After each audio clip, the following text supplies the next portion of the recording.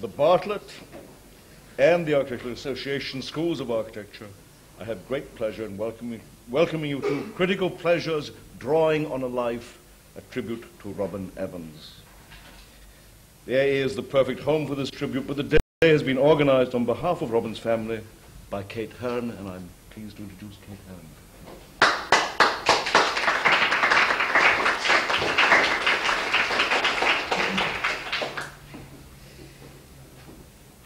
Bob Evans, architect, writer, teacher, and in all things enthusiast. The words, "it's very interesting," were applied in countless variety of ways to innumerable subjects. His enthusiasm was to unravel and to re-ravel that interest using his rare perception and ability to articulate the perception of others. There were occasions when "it's very interesting" led on to something slightly more straightforward.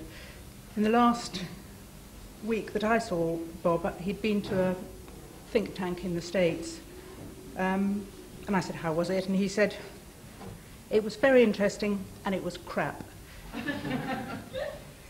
He, of course, went on to describe why it was very interesting, which was the quality of the discussion that was there. And it was crap because the institution had no mechanism to absorb any of that intelligence that had been put together. Today we've compiled aspects of Bob's enthusiasms under the heading of Critical Pleasures. We make no attempt to sum up the magnitude of his intellectual achievement. It's too soon. He's left an enduring legacy in his writing, and there's more to be published. Friends and colleagues describe some of the enthusiasm he's inspired by his friendship, by those acute critical skills in teaching and beautifully composed prose, and the scrutiny of ideas. All this is his tribute paid with love, with sadness, humour, respect, and doubtless some teasing disrespect. Bob taught in many schools of architecture. He was a student at the AA and taught here. His PhD was from the University of Essex. He taught at the Polytechnic, now the University of Westminster, at the Bartlett, and in American universities at Princeton, Columbia, Texas, and mostly at Harvard. We've invited speakers today who are fellow students, were fellow students, fellow teachers, former students, colleagues, and two artists who didn't know Bob at all, and to variously talk about their own work, or of Bob's work, or of shared work.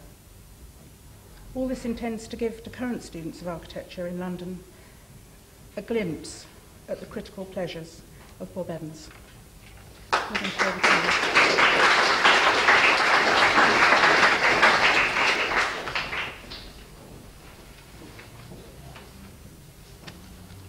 I'm always very intimidated in this room. There's been so many of the great and the famous talking here, and so I'm going to hobble along between some notes I've made that are to do with Bob and aspects of his work and sort of ad-libbing. What I'll probably do is to lose my way in my notes when I ad-lib.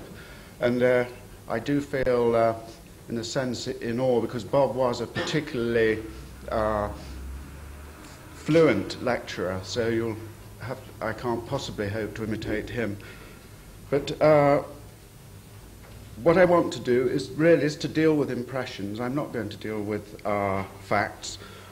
But as you know, impressions can be very misleading, particularly with regard to time. So things which I always imagine perhaps happened yesterday often happened an awful long time ago. And things which happened yesterday seem as though they were very close, or rather the other way around. Anyway, so if you'll have to forgive me if there are any inaccuracies, I can't be held to count that, well, actually this happened in 1958 and not 1941. So, but it does seem like yesterday that I first met Bob at the AA, and it seems very little time ago, in fact was little time ago, that I welcomed him back from Harvard. It was always a pleasure when he got back from Harvard and came to the AA, and normally I would see him sort of walking down the corridor with his inimitable sort of wobbling gait. and we were going to his office.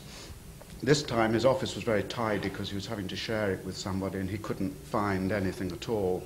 And we generally sort of stare out of the window at PCL's extraordinary sort of concrete jungle, which they call the podium, with the Coke cans whipped up by the wind and all of that. And he would tell me how beautiful his office was in Harvard, how well appointed, and all about the trees outside his window. But what I'm going to try to do is to fill my 10 minutes, is firstly to indulge, to bore you probably with some personal memories that sort of led up to how I got to the AA and therefore how I got to meet Bob. And secondly, to draw on 5 or 6 mementos from the present and the past, which I'm going to attempt to show are in fact connected. Right? Now, I brought these along in a briefcase of the sort that Bob frequently used.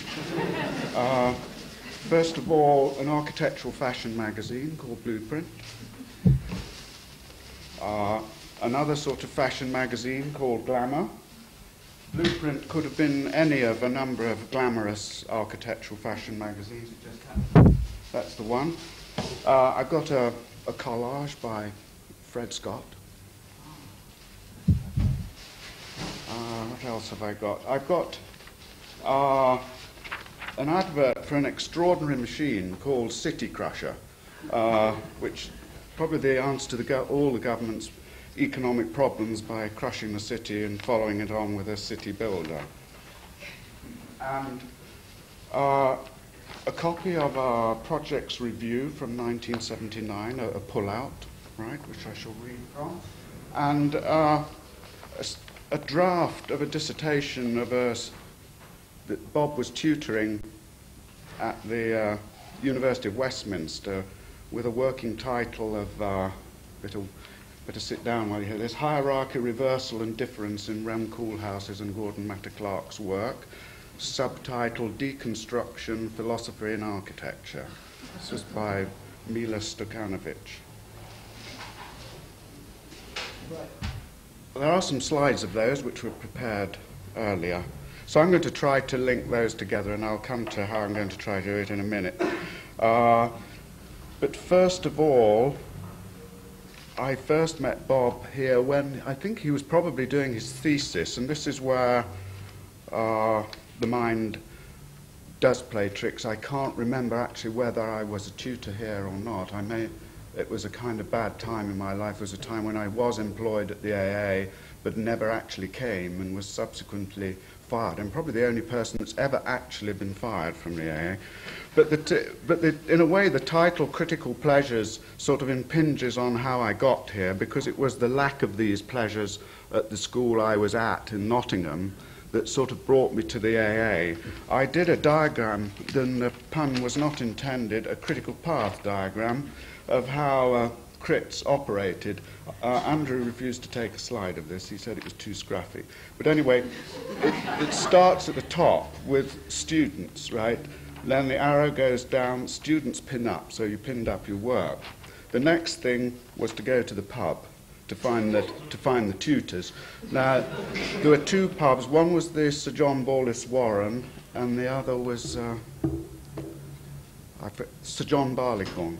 I don't know whether there's any significance in this, sort of that they only went to pubs with sort of titled names. But anyway, you went to the pub, which was the signal for the staff to leave the pub to go and look at the drawings. Then you sort of hung out there for, I don't know, an hour and a half, played some darts. And then the staff came back to the pub. That was your signal to go back to the drawings, which had been stamped and would have a little grade on, you see. And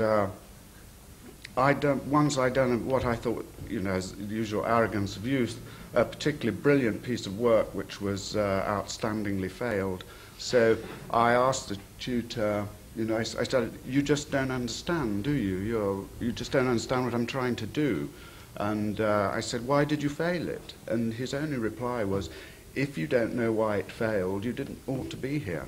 Now, in retrospect, some of you are probably thinking, no, you didn't ought to have been there. But anyway, So in response to that, what we used to do was to hire a car which is called a Ford Consul, which probably none of you know. But the outstanding thing about the Ford Consul was the seating arrangement. I mean, if you get in an XR3, I always have the impression that you're supposed to get the sort of feeling that you're a cross between sort of Nigel Mansell and Buzz Aldrin, as you're in this sort of bucket. The Consul was very different. It had a sort of sofa along the front, sort of bench seat. So you could get 4 in the front and 4 in the back. So that was really good value for money. 8 in a Ford Consul down the A1 to what is now the workshop, what was then the crit room, to the sort of smell of joss sticks, long hair, students presenting models made out of jelly, etc. And this was all absolutely outstanding. And particularly of interest was the mode of dress. I mean, the AA has always been sort of interesting for its kind of fashion statements. And I remember one being absolutely gobsmacked. Well, I think his name was Jeremy. I mean, if it wasn't, it ought to have been. He used to wear black velvet suits. I mean, this, coming from Nottingham, this was just extraordinary. And he wore these wonderful white shirts with huge amounts of cuff that these sort of hands would sort of protrude from, and long black hair. So that's how I sort of got here, and then met Bob subsequently at his thesis time. Now, I can't really put a date on that. I mean, it doesn't seem long ago, but I seem to remember one project which was in a carrier bag, where it was full of sort of bits of windows, bits of stuff, which he sort of dumped on a table and invited the critics to sort of make a building out of it. But of course, the other project, which I think John is going to talk about, was Piezoelectric City, the extraordinary thing on long legs. But I'll mention that later. So I can now go to these slides, if I can work that on. I don't know how to work this. Oh, it's that one. I'm sorry. Right. So, the word that I hope is going to connect all of my mementos is the word drawing, and this is what it looks like when it's written in a certain sort of way. I don't need to elaborate on why I would use the word drawing. This is the project's review. As you can, is that readable? You can see the list of staff. Myself, I know is Will Alsop. I can't remember the other. I think Ranulph Glanville, and a student whose name we all know, Mark Prizeman, was in the unit there. And at that time, the word drawing, in a sense, was already becoming a sort of contentious issue. I think the point at which it last was at a contention was probably with archigram. I think subsequently the drawing as a problem, or the drawing as an object, has got a lot of attention ever since that time. And if in the page there's a little bit of text, some by students. I don't know who wrote it, the student one, maybe even Mark, and some from the unit staff. So I'll just sort of read what was written then. They are as kind of characteristics of the unit work. The architectural drawing as an end in itself, i.g. an object. The axis and geometrical superimposition as a substitute for thought. Now, one of the students' characteristics as seen by the students was the geometry of class behavior. I don't know what that means. But the final sense for the students was, why do a good drawing of something else when it's the drawing that is discussed? So I think already that sort of interest was there. And I think, in a way, this sort of style, which I think was called a smudge style, I like to think that actually it began with the unit that Bob and Fred ran at the AA, and I brought the collage of Fred's along because I think, for me, it's a sort of, I don't know whether it's a familiar image, but for me it's as familiar as sort of walking city and sums up a sort of set of interests as powerfully as that project does. So because you have this sort of Bruegel-esque scene superimposed over a sort of modernist interior, maybe it's a bit of Corb, I don't, too ignorant to know that. Anyway, but what the unit was challenging, in a sense, was all the assumptions of modernism, particularly with regard to the domestic interior, and set up sort of means of examining this by proposing alternative lifestyles and altogether sort of reassessing what the apartment might mean. And I think there's a body of work which was done in that unit which I think has been very little recognized, but has had enormous influence. So, in a sense, what happened was that this slide, in a way, was displaced, in my memory anyway, by slides like this of St. Jerome, I think it is, at his desk. I think that was probably one of Bob's favourite slides. So the interior got a whole new sort of reassessment, and consequentially from that, a whole kind of avalanche over a period of years of different ways of drawing, different ways of speculating on the possibilities of architecture. So the drawings run from sort of Bernard Tschumi, NATO, the kind of work that came out of Dalibor's unit, Peter Wilson, John Andrews. There's a huge sort of spectrum of drawing, and certainly in my mind it sort of began at that period of time.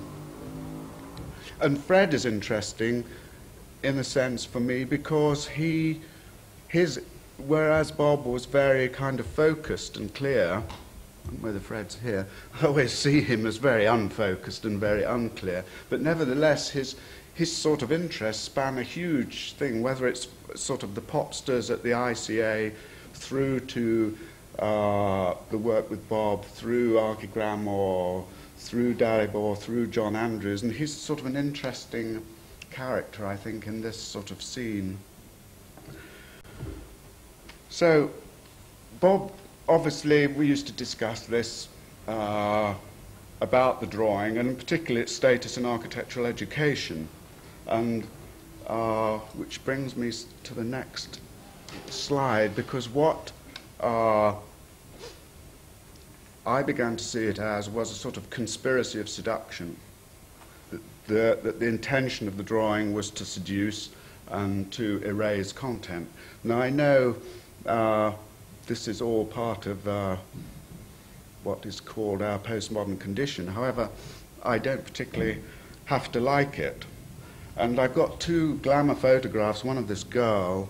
I wanted one actually from Playboy, but I sent a student out because I was on reviews to get it, and he came back with the Glamour magazine saying he couldn't get a Playboy. I never really believed him, but if only a Playboy, because I heard a sort of story about Bob when he used to take study trips to Berlin from what was then PCL, and he was getting some presents at the airport when he was coming home, and he bought a little a model of a Trabant car. And then he bought a copy of a magazine, shall we say, of males and females in compromising positions. He said he bought this because of the photographic quality, because the quality of the photographs totally erased the sort of the real content of the magazine, and he thought his son would find this very amusing. So this is rather a kind of gentle, more gentle version. The other one is a photograph of the stair in Norman Foster's building in Nîmes. So what I want to try to say is that, to me, the photograph, particularly in architectural education, oh damn, I'm supposed to go back, signifies a sort of high point in this conspiracy of seduction. So, in a sense, I sort of often argued with Bob about asking the question, could you in fact teach a history of architecture without referring to photographs? Because in a sense, what you learn from, if you say, what you learn from a photograph, like, I can't work this machine, from this, I'm sorry about this, is, in a way, you learn more about the photographer than you actually learn about the architecture. So in order to try to suggest to you that this point has some use, I'd like... Oh, damn. Wait a minute, where have it gone? See how experienced I am. I'd suggest that actually the photographs share sort of three characteristics. First is in technique. They're both heavily edited. They indulge in a huge amount of cropping. The light is carefully controlled. Any kind of elements within the photograph are very carefully posed. I don't need to go into that. So although the photographs signify something different, the one signifying a sort of a stair in a modern building, the other a girl crouching, in all other respects they are identical. I would like to suggest, anyway. The second thing is erasure. What they do is to erase any suspicion of ad hoc elements. In the case of this one, bits of dust, stains on a carpet, a dirty coffee cup. In the case of the girl, the skin is given a sheen that no human being ever has. Any suggestion of blemishes in the skin are erased. So you're presented with this this seductive image, which presents the sort of the third similarity, where you're presented with this desire, in a sense, to possess the image. So, in a way, for me, what is really interesting in the pictures is the absences, the things which aren't there, all of those things which have been pushed aside in order to get to this perfect point of seduction. And I'm sure I don't need to remind that absence is in a way one of the most powerful concepts in late 20th century thinking, whether it's sort of the concern for the loss of centre in psychoanalytical theory, or sort of implicit in the writing critical methods of people like Derrida. Now, this brings me to sort of the next part, because one of my favourite drawings is Rauschenberg's Erased de Kooning. Now, I could never persuade Bob that there was any use in this, what I thought was brilliant concept, if you like. But likewise, Danny was lecturing last night. I have never been able to understand Danny Liebeskin's drawings. I think I'm probably the only person in London who doesn't think they're absolutely brilliant. And I always used to try to persuade Bob to explain why he thought they were so wonderful, and he was very patient with me, but I don't think we ever succeeded in the end of me persuading him about Rauschenberg's Erased de Kooning, or him persuading me about Danny. Anyway, where have we got here? So, Bob, a lot of Bob's work at the University of Westminster was tutoring dissertations. I always felt that he never lectured at students. I mean, he never tutored me, so I also had the impression he never lectured, but he worked with students. And this one is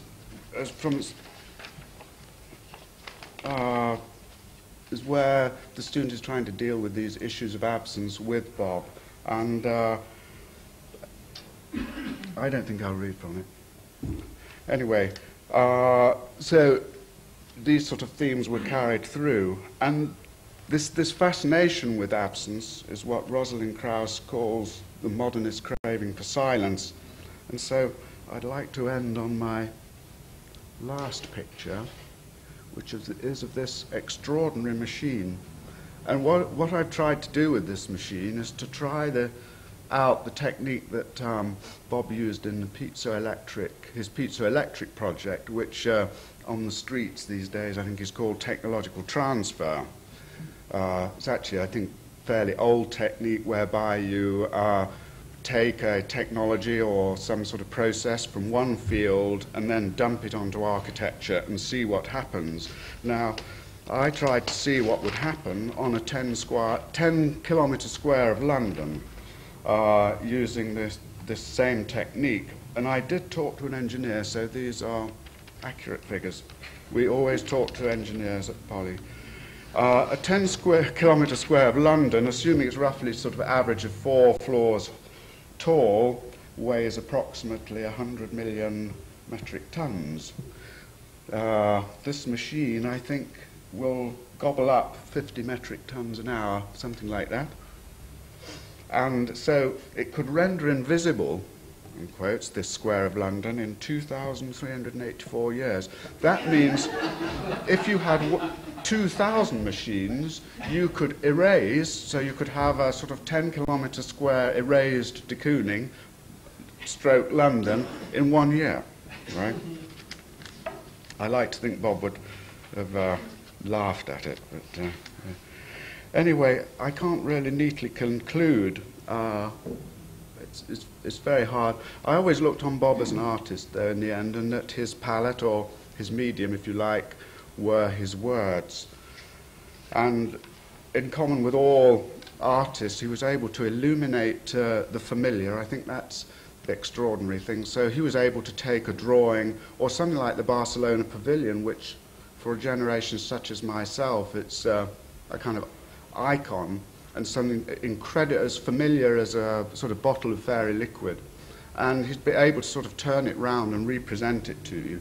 And so I think that's a huge skill. And those things, I've talked about Bob in the past, but really, like all artists, he is very fortunate because all of those things live on. All of those questions are here and will remain here for a long time. And I think just to conclude, he was a very modest man, and I had a letter from one of his ex-students who's working in Germany called Sean Russell, and they're sort of simple words he wrote, but I thought really rather appropriate. He said, I'm sure you would agree he was a rare teacher as well as being simply a very nice man. And wonderfully, he never succumbed to using his knowledge as power over others, particularly students. Thank you.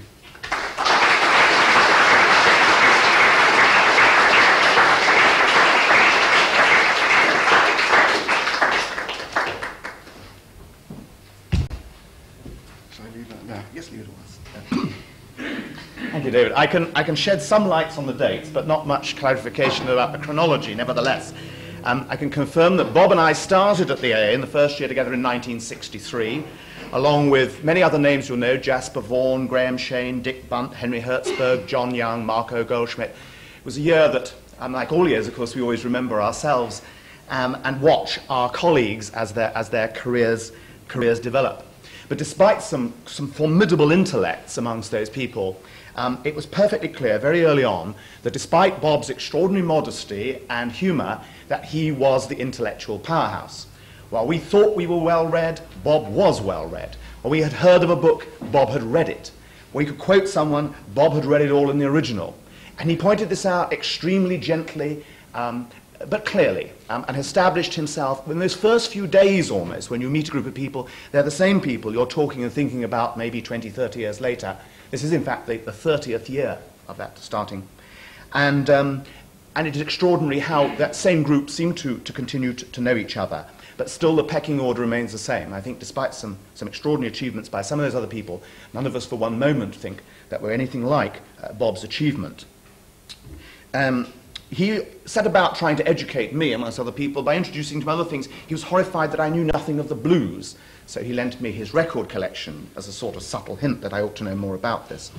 At a very early stage in the year, we started talking about publications.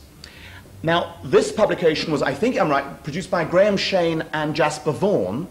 It was called Symbols and published by the ACC, which stood for the Action Communication Centre, which was some offspring of the Students' Union, dedicated to publishing student publications. Bob and I were absolutely horrified by this piece, for all kinds of reasons. I should say it's very rare, and if Graham, I don't know whether he got a copy with him, but it's very rich in its material. But what horrified us was that it was nothing to do with symbolism. And worse still, it was attacked by all sorts of critics like Rodney Mace attacked it on the grounds that it didn't discuss mathematical symbolism, for example, which wasn't its purpose at all. So Bob and I got talking about this, and we replied with our first publishing venture, which, as you see subtitled at bottom, was Rather More Symbols Than Signs, the intention being that this should be about symbolisms. I won't try you with the tortured explanation of the cover, but instead I'll show you some of the contents. That, if you can read it as a contents page, the contributors were Ernst Cassirer, Professor Rookmarker, Bob Evans, and those of you near the front will see it actually says Robert Evans, and I'll return to that in a minute, Ranulph Glanville, Dick Bump, and Robert Sherlaw Johnson. And the titles are Semiotic Definitions of Symbols, A Clue to the Nature of Man, the Symbol, Symbolism in Painting. Bob's contribution was Psychological and Anthropological Sources of Symbol Theory. Ranulph did the Godot game, Dick Bump, Communication and Human Experience, and there was one on musical symbolism. It starts straight out with an editorial written by Bob and myself, and this is Bob's bit. It starts straight in, and it's full of typing errors, which added a certain element of humour, which we never removed. And I think Bob enjoyed the typing errors as much as anything else, and so they were never put right, deliberately. So since the publication of Kant's Critique of Judgment, and Bob's straight in there to the meat of the matter. There's a very interesting part in the middle of this editorial where his prose style clearly developed from this later on. But the beginnings are there of these very kind of witty side swipes that he kind of dismisses the whole possibility of discussing symbolism in architecture. I just read that quick. I think I've got time from the middle there. Considering these articles are written specifically for architects, the lack of any reference to architecture is thought-provoking. Basically, architects make three distinctions of symbolic use: symbols of power, Versailles; symbols of transcendent glory, Gothic cathedrals; symbols of the technological revolution, question mark against that. All are dependent anyway on what they ought to symbolize their particular age. In other words, symbolism in architecture tends to be restricted to the blatantly obvious. From that, he then develops in his own piece a most elegant argument about the psychological derivation. But first there's this problem about his name. We all knew him as Bob Evans, but his initial was R. And so when this got typed up, the R got transcribed to Robert, everyone quite reasonably thinking that Bob was short for Robert. And it was only at this point, several years after having known Bob, that we finally discovered he was actually called Robin. And subsequently to that, he got called Robin a great deal more. But up to that point, we had never known this secret vice of Robin's. Now, his own piece contains another spectacular typing error. This is the errata slip that goes with this, but I'll read the lead-in line to this. Freud was no less a child of the Enlightenment than Einstein. His vocation was to transform the unmalleable matrix of myth, law, and custom into a corollary of simple mechanism of the human mind. The sanctity of the romantic view of the symbol was turned inside out, and Freud's openly clinical attitude led to the amusing conclusion that psychotherapy could cure the world of its art. And then he goes on with this, which is mistranslated in here. He goes on, although Freud understood that the vulture to Leonardo was a symbol, he wished to transform it into a sign, to give it a raison d'etre, and to make its meaning manifest. Once having been informed of the subconscious cause of his maternal Madonnas, we feel that Leonardo, like a good psychiatric patient, would have put down his brush and devoted his time to less neurotic pursuits, such as the fortifying of Milan and the construction of submarines. This was Bob at a very early stage. I think we started this in the first year. I think in our second year, Alvin gave the art history lectures, and it took Alvin the whole of a lecture just to get inside the door of Villa Garsh. And one of the things that transpired in one of these, Bob and I were sitting in one of these lectures of Alvin's, and there was what appeared to be a thumbprint outside one of the windows. Now, I'm sorry, I couldn't find this slide in the slide library. But this thumbprint worried Bob and I, and eventually we realized what it was. That it was a tree, and Corb had drawn proper section plans at each height, so that this tree outside the window wasn't a tree, but a trunk at that point. So there was this sort of thumbprint. Now, during that second year, we had weekend projects, and one of the weekend projects was to design a church, which was meant, in the brief, to be latent with symbolism, which, of course, caused us some concern, as you might gather from the text of this. And so Bob produced his drawings, and being Bob, he produced an extraordinary set of detailed drawings over the weekend, with incredible energy. And lo and behold, on the edge of the drawing was what appeared to be a thumbprint. And as you went up this building, it got bigger and bigger and bigger. And he didn't explain this. So the various puzzled tutors were saying, well, what is this? And he said, it's a root. A root of what? A root of a tree? No, just a root. And he wouldn't explain it. He said, it's a symbol, with a sort of a cheeky kind of look that Bob had, and no further explanation was forthcoming. He said, sorry, I forgot to pin up the elevation. And he produced this elevation, and this thing was a huge, great root, literally, like a carrot, sticking out of the side of this church, about 4 or 5 times the height of the church. And this was Bob's sort of Bob's way of dealing with a brief he didn't like. Rather than attack it, he attacked it, in fact, with a kind of humour and an energy. If I can move on to the fifth year crits, what that sheet of paper are the programme for presentations at the end of our fifth year. And the way it was run, the crits were public in those days. They were the equivalent of like the diploma reviews, but done in public. And the lecture room in those days was what are now the workshops. And almost the whole school would come. So what are now the workshops? You can imagine them packed with the entire school attending these final crits. And Peter Cook, who was then the yearmaster, organised them. For the first group, there was sort of the tropical studies on the first day, and then there was sort of planning, and then there was sort of like... And on the last day, he had a day, I don't know whether you can read this, but at the top there's Bob Evans with his piezoelectric structures, which David's referred to, followed by Paul Coates, Alan Littlewood, myself, and Mike Davis at the end. And these took all day. And Bob's presentation at the top there on piezoelectric structures, the critics you can see were Charles Jenks, Warren Chalk, David Wilde, David Greene, Robert Middleton, Nick Weaver. A formidable team of critics, and what happened was that the situation in those days at the AA was the unit system. The units were second, third, and fourth year together, and the first and fifth year were treated differently. So that we finished our RIBA, or at least most of us did, I believe, by the end of the fourth year. So you wrote your histories, the general studies, you did your technical studies, and you did your RIBA at the end of the fourth year, thereby clearing the fifth year for a more open-ended form of thesis. And so the students presented, as it were, their thesis, but it was, in this case, about piezoelectric structures.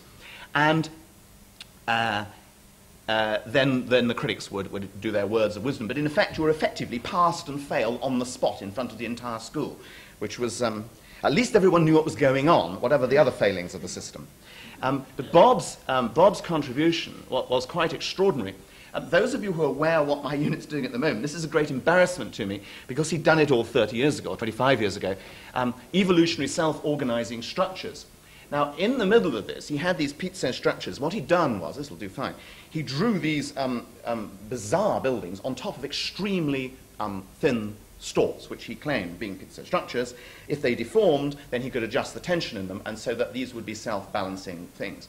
And of course, this was intended to be extremely humorous, but only recently we've heard people talking along exactly those lines in the architectural press of using these self-adjusting structures. Anyway, Bob's presentation was superb, as you might imagine. I'll leave that up while I just take this on a little bit further. And that was in 1969, just to get the dates right, David, I hope. The following year, I moved to Cambridge University to lecture, and in the year after, 1970, I got the job of running the first year at Cambridge, and I immediately invited Bob up to help with the tutoring. And all the obvious things one can say about Bob's tutoring, which were that it was excellent and all the rest of it. But what really made the impact was his car. The other tutors, the elderly like David Roberts, all had vintage Bentleys and Rolls-Royces. The younger lecturers all sported very smart, sporty, open-top sports cars.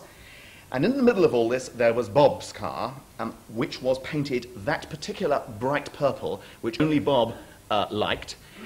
And this was the most extraordinary irritant, and it's the only thing anybody can remember about him, about his contribution at Cambridge at that time, was this car, because it so affronted all the sort of principles of the Cambridge school.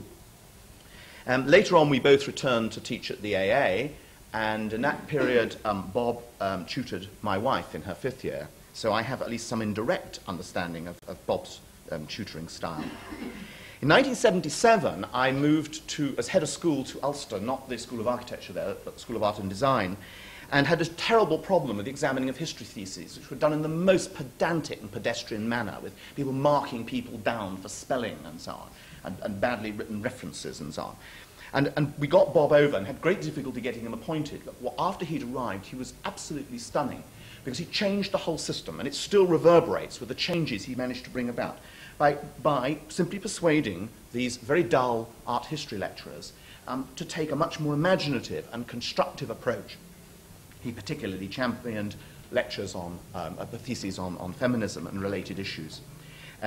During this period, there was an extraordinary event. There was a Hell's Angel there, and it was always thought that, that his history thesis was going to cause him to fail, him, of course, being a genius. The history thesis, you might imagine, was about the Hell's Angel, was bound in his originals, which really did stink. Bob was marvellous with this thesis, and of course it passed, but then the problem was he failed his fine art. And there was a formidable team of art lecturers, including Stuart Brisley, the performance artist there. And Bob was very impressed, because Bob was going to take them on at the final examiners meeting, because Bob thought this should pass. But far from it, they sat there with their arms folded and absolutely refused. The dean was a Jesuit priest. And there was extraordinary kind of clash of personalities over this piece. And Bob's comments afterwards to the Jesuit priest actually changed from then on, not just the way in which the art history was examined, but the way in which all the rest of the subjects in the college were examined. So his formidable determination and humour and intellect came through. That brings me to conclusion. We were about to, I hoped, interact again, because the lecture course that Bob was to have given started on the Monday after the Friday on which he died, was going to be about picture theory. And if I can quote from the prospectus, it says, "From Aristotle to cognitive science, the imagination has been described as pictures in the mind. What if it were not? What else could imagination be? And how can such questions affect what we do in architecture?" This is very, very close to things I was interested in, and very excited and looking forward desperately to do that and to hear that course of lectures. I don't know what he was going to say, and I don't think it would be right to try in any way reconstruct that. But I'm giving a paper in Malta for Edward de Bono at a conference on creativity, and I have taken all the quotations I can find from Bob about what he was going to do in that lecture course and elaborated around them my own thoughts on it, not what Bob's going to do, and that's my own personal tribute to Bob's contribution to architectural theory. And certainly in my own case, his contribution to my own thinking has been very substantial indeed.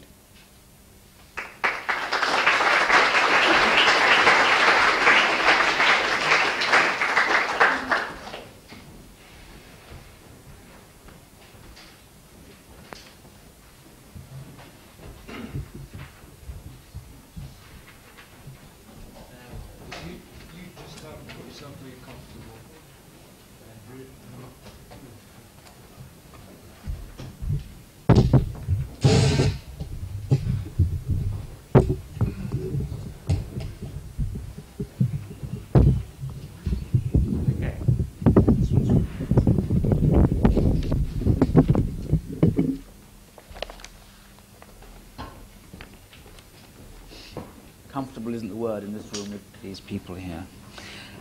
I've written my piece and I shall just read it to you. I'm not familiar with Bob's work in the United States or his status there. I can only tell you of the work that took place in the very early days, that of the Diploma Unit 4, which he ran with Fred Scott. I have just a few minutes, although I feel at the moment I could go on for weeks. I shall be brief and omit lots. Is this all right? This is going to explode. Just occasionally, the entries in the prospectus to advertise diploma units have been known to be obscure and long-winded in their description, the usage and abusage of English, and an overindulgence in architectural jargon. Just occasionally, that is, I mustn't cause offence. This is still true now, as it was almost 20 years ago, but I have to confess that I asked to join Bob and Fred's unit because it was the only unit presentation that I, returning to the AA as a mature student, mature student 20 years ago, God knows what I am now, could readily understand. No entry in Sue's corner for Bob Evans. Can I remind you of the early projects? I think the first few are really important and well-constructed programs, beautifully composed, and beginning at the beginning. And I can give you October the 14th, 1975. How's that for accuracy? A dwelling for 20 to 30 beings. The beginnings of an architecture of the house. We were to start with an interior box. An arena in which everyday life will be lived out.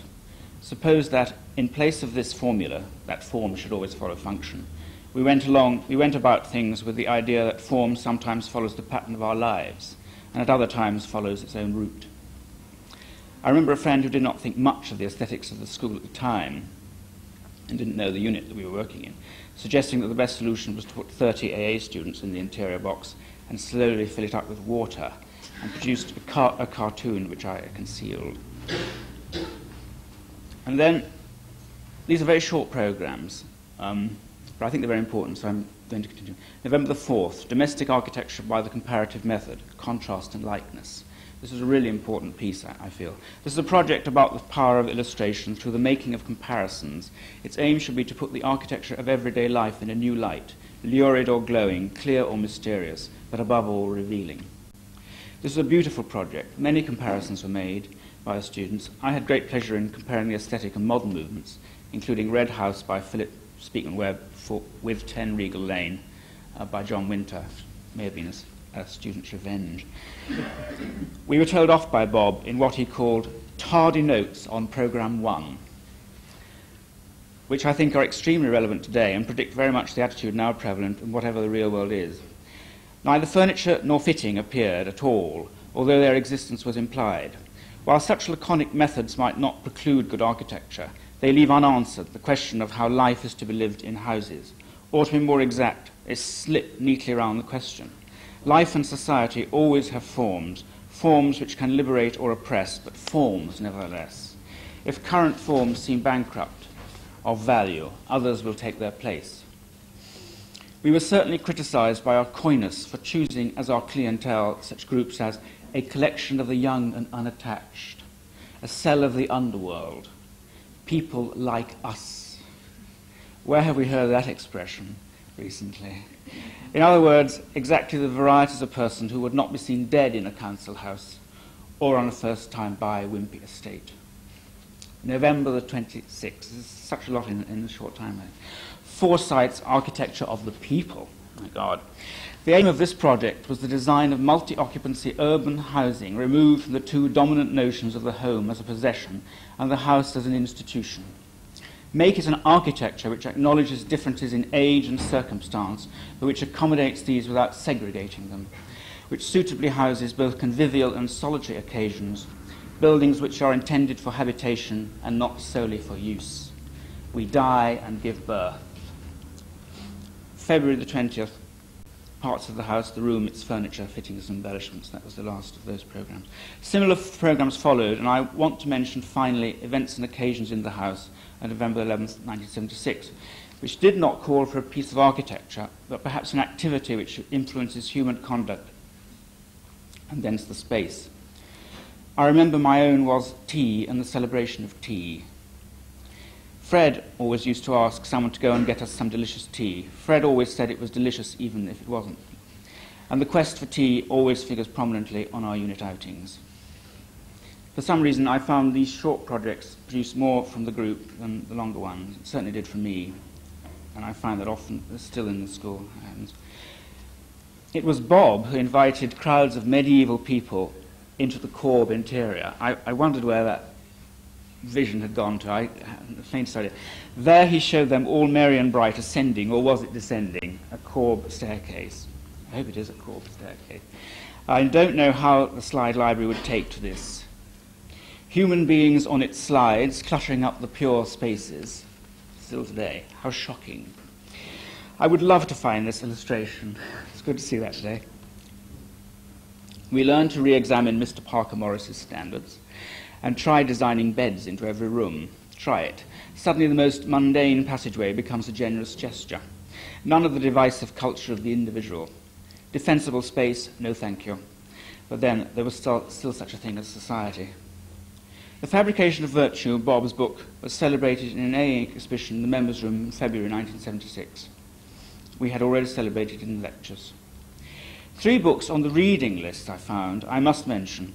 The first, The Uses of Disorder by Richard Sennett, stood the usual conventions about planning for needs and safety on their head. And the other 2 by Lawrence Wright, Clean and Decent, the fascinating history of the bathroom and WC and of sundry habits, fashions, and accessories of the toilet, and Warm and Snug, as history of the bed and boudoir, still should be required reading for any student of architecture. I suppose that, as I'm here, it's my duty to mention technical studies. I only wish to mention it in the context of Unit 4, John Andrews and Alvin Bowarski, and I was still a student. John Andrews, I didn't know you were coming, so this is probably all lies, but still, who was a member of the unit, composed for his diploma TS a strange pier, which over time descended into water. It was full of the spirit of the unit and designed to be slippery, cold, wet, and decaying, but nevertheless a wonderfully miserable experience. It was submitted, and in due course the assessment came back that the student had created something which would be slippery, cold, wet, and decaying, and a miserable experience. Fail. It was left to Alvin to use his initiative to pass it. Only once can I remember Bob being roused to anger. It was after all the input from the carefully composed programmes at a jury on a house full of people.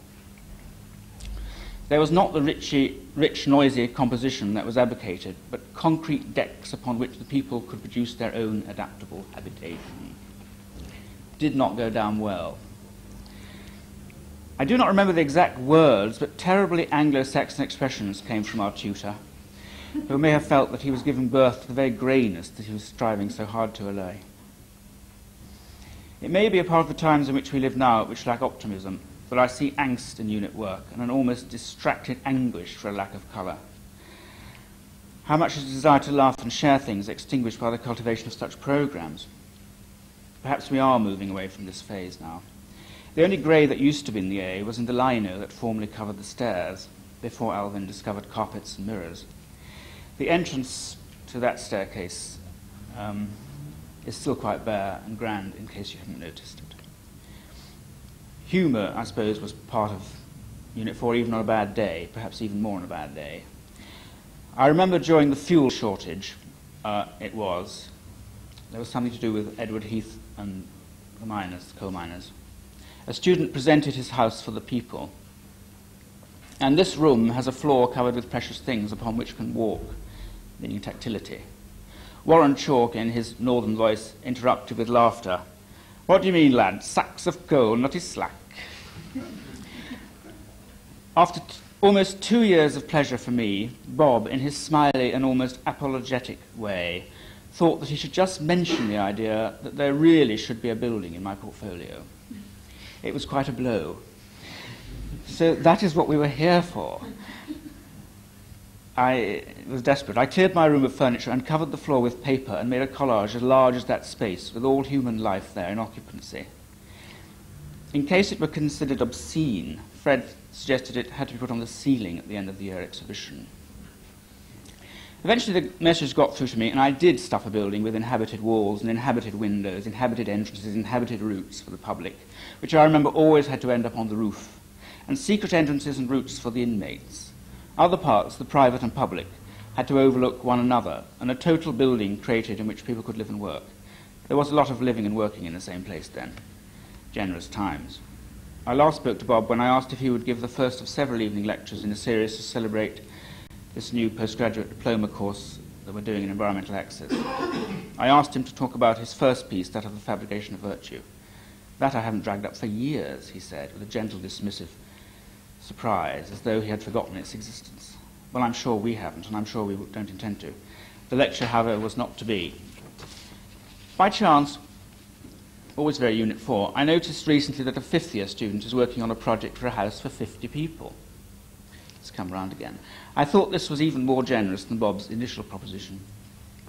The student said that he had observed that homeless people tend to have about this number of associates. He was going to put them into a building to live in the Strand. A smart place to live. What a fitting time to revisit the original proposition of Bob and Fred's. It will be interesting to revive that comparisons project and use it again to compare the original programmes with the work that has sprung from them. Very much wordier nowadays, I believe. Is there as much architecture, and where and what are the people? I'd quite like to know. Thank you.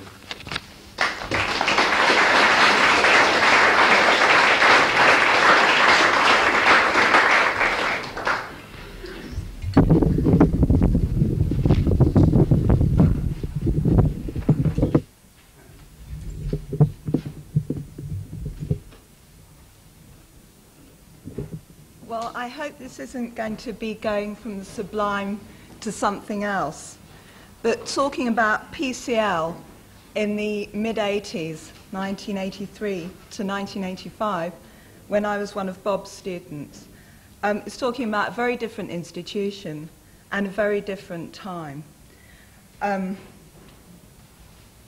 Sitting down and trying to write this and remembering Bob, it came to me that for my generation of students, PCL, to sit down and to write at all is to remember Bob. For us who were Bob's diploma students, he invented both our ability to read and our ability to write. Coming from PCL, perhaps I see architectural education differently.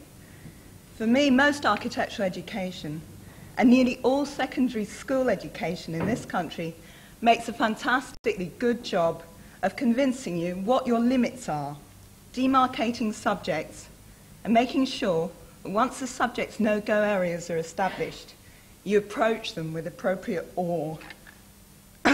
But Bob said, never mind where they say the beginning and the end are, start in the middle. And all of a sudden, our acts of closet browsing were given status. The ducklings became swans, and all of us became from browsers into flaneur, something like that. Bob literally gave us back our intellectual heritage. His effect was to make us feel that the territory of history is a mine for the plundering, available to all. The same thing happened for writing. In our dissertation class, we learnt creative writing. So we brought along writing to the class, any writing that we thought was good, and we read it out. On occasion, we tried to wind Bob up by bringing in something especially naff and especially embarrassing. An Edwardian love story really did do the trick, I tell you. In fact, we spent a lot of time taking the piss out of Bob. And I think that's as good an indication as any other of Bob's quality as a diploma teacher. You should be able to take the piss out of your diploma teacher. You shouldn't respect them too much. For example, on our crit sheet for the tutors, which we issued illicitly, Bob scores 2 out of a possible 10 marks for newscaster potential. And I'm afraid he scores minus 0.5 for dress sense. And under most likely to say to crit is written the words, could be interesting, but then again it could be quite boring. In fact, as Kate mentioned, Bob introduces us to the word interesting. Before him, things were good or bad, authentic or inauthentic, architecture or, heaven forbid, building. Bob brings all orthodoxy out for scrutiny. Coming from an inchist education where architectural worth equals how thick is your folio, I was totally astonished when Bob said, you know, your trouble is that you have to draw everything. What's your imagination for? As with reading and writing, so with designing. You don't have to draw everything, means you don't have to go through interminable genuflections to the untouchable gods of architectural legitimacy. No, you don't have to begin at the beginning and go all the way through to the end. And who decides where the beginning is anyway? So you can imagine that a lot of us found the first 2 terms of Bob's teaching really very difficult. It's galling to find out you're a yes woman, and it's hard for a student to give up a legitimate way of designing that wins you praise because those judging you are relieved to recognize their own tried formulae. But by the time we were ready to enter into the final year of our diploma in 1984, some of us decided, in the light of Bob's insidious, barely noticeable, but consistent unravelling of the masterclass system, that we just couldn't attach ourselves to any of the ateliers that were on offer. We formed ourselves into our own self-teaching group and decided to use Belfast as the site for our final projects. We deliberately chose it as a kind of post-Bob city, in that its very physical existence denies the possibility of the right and correct answer to a problem. Bob and David Greene took us under their wing. They protected us from the institution, and we needed it, and they continued to teach us. 4 out of the 9 students in that group are now teaching. So I've tried to talk about Bob's influence in the present, but today I think we're beginning the historical writing of Bob, and we'll probably have lots of interesting discussions about the authentic Bob versus the inauthentic Bob. But for my generation, one of his legacies that's still going and will go on is that he finally killed off the masterclass. We can no more deny a student the right to an opinion because they haven't read all the literature or because they haven't got a complete set of drawings. Bob has given us all the right to begin in the middle.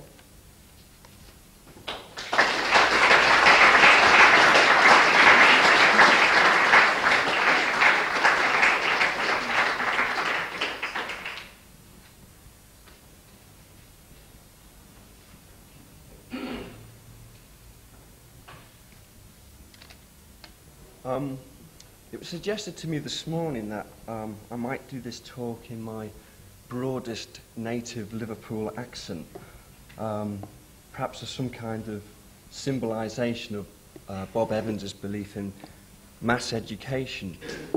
Unfortunately, I haven't been taught by Bob Evans. I've been so well educated that I've forgotten how to do a Liverpool accent. Perhaps so much for education.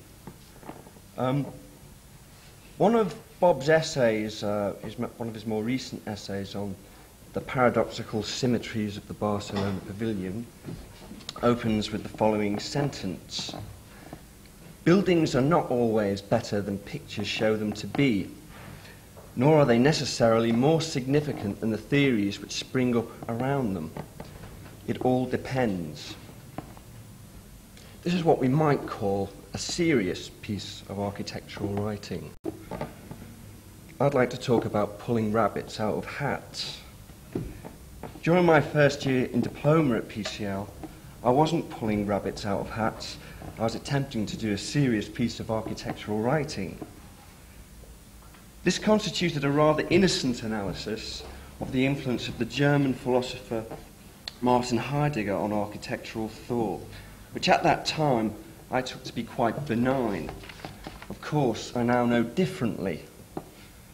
I was introduced to Bob on his return from Harvard. His reputation preceded him, so I was surprised at his somewhat shambolic appearance. This was reinforced by his tendency to lower his voice in lectures, making his phrases sometimes quite difficult to understand. At PCL, this earned him the title Whispering Bob. The fact that he looked like somebody who might once have presented the old grey whistle test actually increased my affinity for him. Of course, all this belied his incisiveness as a theorist and a critic. As has been said many times before today, Bob can turn an argument on its head in a single sentence and send it hurtling off in some unexpected direction. But as also been said today, he was not one to force his point of view upon a student.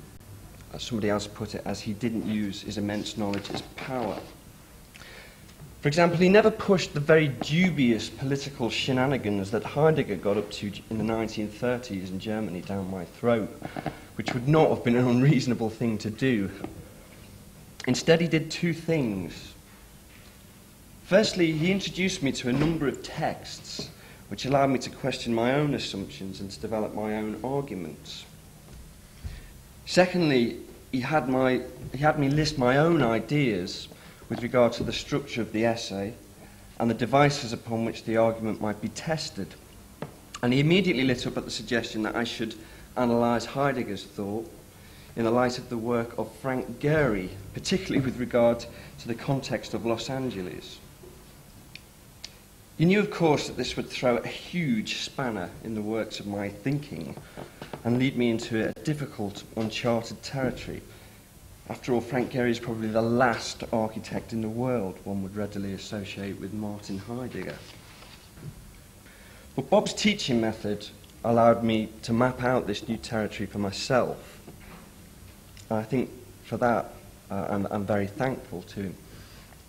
He knew when to trust a student, even when that student was on the verge of making a complete tit of himself. But in the end, the innocence with which I'd started the essay actually made the conclusion much more devastating.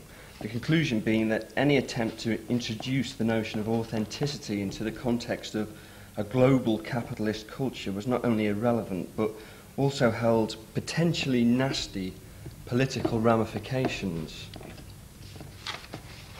After completing the work, I began to understand how Bob's teaching was inextricably linked to his own writing. Bob liked to set out what seemed to be a perfectly reasonable argument in an essay or in a lecture, only through what would seem to be the most naive discovery to, as I put it, throw a spanner in the works. An example of this is to be found in his essay on the Barcelona Pavilion, when he found that one of his own slides that he'd taken when he'd visited the new reconstruction of that building, he couldn't actually work out which way up that slide was supposed to go. And this led to all these new discoveries about the hidden symmetries in this building. You know, that's an example of how he could chart a new territory. His great skill was to turn these spanners into white rabbits to be pulled out of the hat in the middle of a lecture, overturning the previous train of thought and making his discoveries seem that much more spectacular. I think I'm the third of three ex-students of Bob who are speaking today. I think I'm the one of the most recent generation. Future generations, of course, have suffered an irreplaceable loss. But then again, as Bob might have said himself, it all depends. It all depends because a number of us, including myself, are now involved in education. Teaching carries with it a great responsibility, and this was driven home to me the other day when I was on a crit at Leicester Polytechnic. I hope there isn't anybody here from Leicester Polytechnic, where final year students were telling me that we should all be living and working from home, using computers, and that home should be in the middle of some Swedish forest. This was apparently on the basis of what a Swedish mountaineer had proposed. Apparently we'd all be very much healthier that way, and it would save a lot of energy, therefore be more ecologically sound. But these students had never asked who was to stay behind in the unhealthy cities to make the computers. That a student of Bob Evans would never have made such an uncritical comment is a tribute to the way he fulfilled his responsibility as a teacher. So with respect to critical pleasures, I would like to take a drink, when I've got one, to pulling rabbits out of hats. Thank you.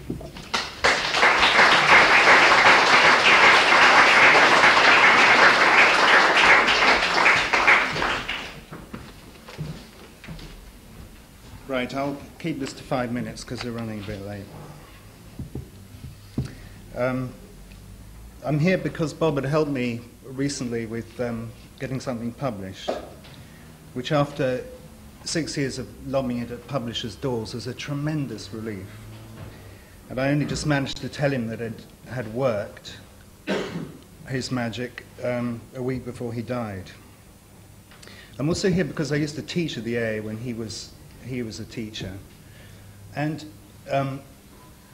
it wasn't all roses. It wasn't all good times. I find when I think about that, I have to dwell on one or two strange experiences I went through with Bob, which, well, I'll tell you about them. Alvin didn't inherit the unit system. He inherited the unit system from his predecessor, John Lloyd, Michael Lloyd, a man with two names. And Alvin developed it into the system that's used in the other Central London schools. In Michael Lloyd's time, which was my first couple of years here as a student, you didn't choose who your tutors were going to be. You were allotted tutors. So that it was much more, it was literally much more like a Jesuit tuitional system, where you got posted to where they thought you should be. I got Cyril Burnell, who was one of John Lloyd's, Michael Lloyd's compatriots in a sect which, I think I've got this right, required you to change your name when you went through a certain gate of initiation. This is true, isn't it? Ever heard this before? He started off as John and he ended up as Michael, much to the consternation of his building society. They must have wondered why he did it. The lead singer of the Byrds did it as well. He called himself an efficient module. It was a serious business. It was an initiation that made you part of an elite which was to govern the world. Cyril asked me to join. He slipped me a piece of paper with the title of a book that I was supposed to go down to St. Martin's Lane and get and read and report back to him on. But I was too busy. I was too busy washing my hair. If you remember me in those days, it used to take all day. Finding a place to park in Knightsbridge was the hardest bit. But anyway, Alvin took the unit system and turned it into something else, turned it into a market system where students had the opportunity to choose where they wanted to go, which had the result, obviously, of keeping the tutors on their mettle because they had to pitch for business. You're probably familiar with how this has turned out. And some of the disadvantages that are associated with continuously trying to separate yourselves off and be distinctive from other people who are teaching together with you. And the first strange experience I had with Bob was after it was the way that Alvin invented to keep tabs on everybody was that each tutor would be supervised by tables of other tutors looking at their students' work. This is the prime confusion. Who does the work, the student or the teacher? And after a particularly bloody one of these days, I was having a drink with Bob at the bar. And Alvin came up to me and he said, "I'm glad I've got you two guys together. There's something I want to say to you." He said, "You two guys aren't pulling your weight."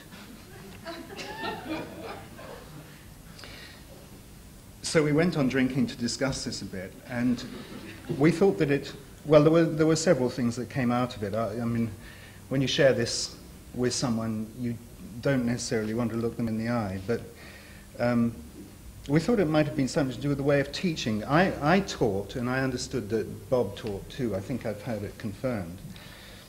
The student comes and sits opposite you, and you say, "What do you want to do?" The student tells you what they want to do, and you say, "How interesting. Have you thought about what you want to do in the light of whatever it is sparks off your mind?"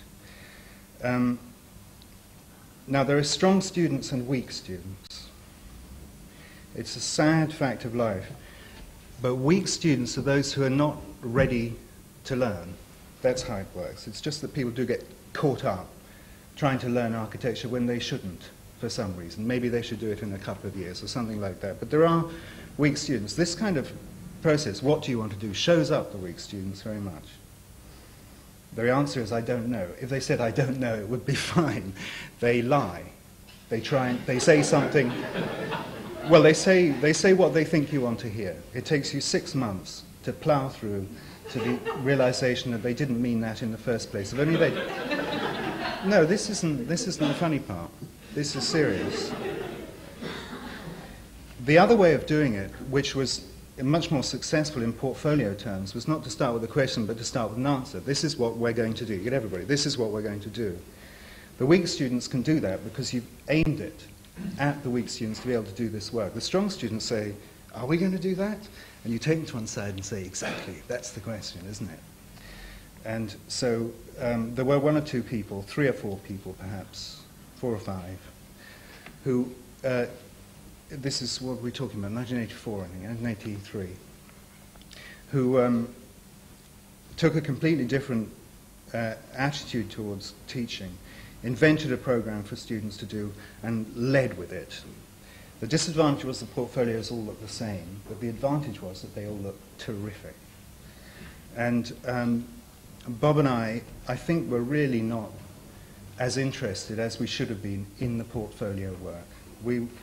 We thought, I think, if we had any similarity in teaching at all, that it was the student's job to do the portfolios. The conversations that came out of this question, what do you want to do, was the most interesting thing. Well, the differentials increased at the AA at that time. I think there was a confusion about the marketplace because it was being so successfully exploited by Margaret Thatcher. Seriously. The question of independence was in doubt. When I went to talk about the London School of Architecture to Hull students, I made the mistake of wearing a pinstripe suit. It was as simple as that. And I was talking about an independent school, and they were furious with me. That took 3 hours to get through, that one. You know, until they finally stopped insulting me and left, and then I could give my talk. Yes, meanwhile, back at the A in about 1984-5, as we emerged from the last recession, these differentials became more and more acute. So when you were pitching for students, differentiating yourself from other people, and going through review panels and differentiating yourself, finding, you know, building little ramparts, when that had been accomplished, you turned to your fellow tutor in the unit and you started differentiating yourself from him. And I'm sure people who are teaching here will remember how many times it happened that people who started off teaching together split and formed separate units. And Brian Anson said it was unhealthy. I met him in a pub in Liverpool and he said, it's unhealthy. And he was right, it was.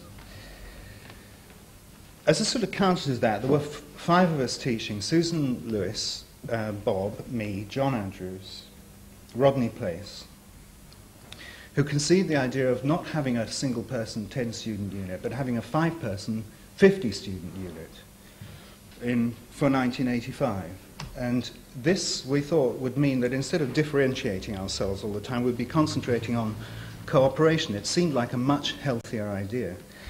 And a good one. And we went to Alvin and said, what about this? 5 people, big unit, 50 students. And he said, no. I haven't got room. He said there aren't enough students. We never knew whether to believe him. So we went back to Denmark Street and we sat around and thought, well, we could run this anyway. We could run this 50 thing as an independent school. I haven't got a building, but London is full of venues, meeting places, libraries, people giving lectures, cafes. We could run it on the streets, the London School of Architecture. We haven't got a diploma either. We don't have the infrastructure to support a diploma, but that doesn't matter because people want to know about the world. They do want to educate themselves. And it didn't work. There were naiveties in it, which I'm free to admit now, but it crashed in flames. There were half a dozen people who wanted to sign up, but it just wasn't enough to go with it. That's when one came back to the AA and looked at the building and thought, well, maybe people's minds are associated to place. This is a terrific building for an architecture school. Look at Westminster and the Bartlett. Look at their buildings and look at this one. Alvin was right to keep it on. And look at this enormous infrastructure that he's, administrative, huge, great thing. That's about maintaining the respectability of the diploma so that it will still be continued to be granted. That was a good decision of his as well. It was a different game. We were teaching. He knew much more about it. At the beginning of the thing, when we first advertised it, I was standing next to him at a party sipping wine. I never really knew what to say to Alvin because of his manner like this. And I said, what do you think of the London School of Architecture? Completely the wrong thing to say. He said, it's the wrong bunch of guys in the wrong place at the wrong time. So it is still a good idea, though. He was right, and so were we. And the thing fragmented. John went off to Melbourne, where he joined with Van Schaik, which must be terrific. There must be a terrific mushroom cloud of generosity hanging over Melbourne from that. Rodney and Susan went to Vermont and became, well, she's a fiction writer, he's a sculptor. He says he's a painter, but he doesn't talk about it, which I think makes him a sculptor. And Bob and I both stayed in London, although he started going to America, I think, at that point, and started teaching at Westminster, where I had no connection. But we didn't see each other because, you know, we'd faced this thing together, and it wasn't, we had to put ourselves together first.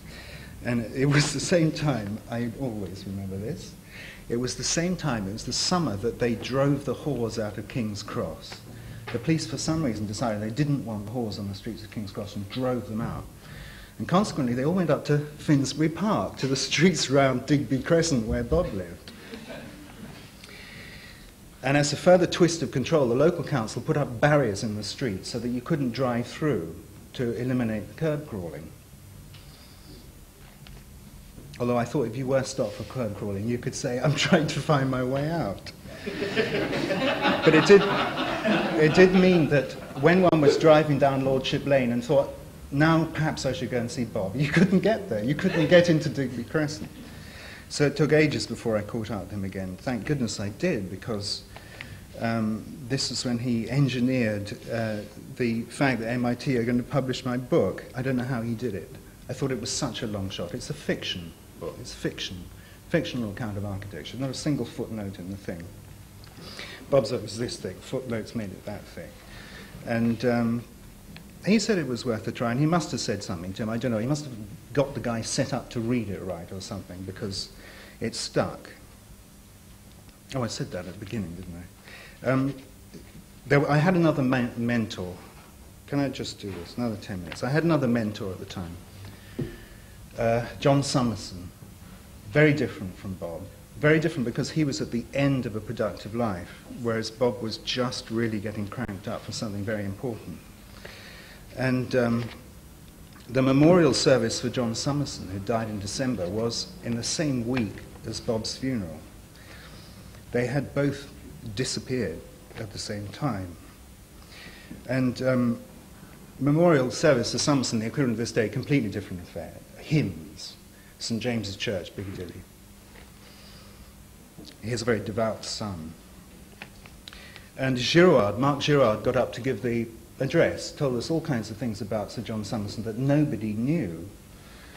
Like he'd started out as an ambition to become an organist, a church organist, and graduated to architecture in a sleepy sort of way because he liked being in the church so much.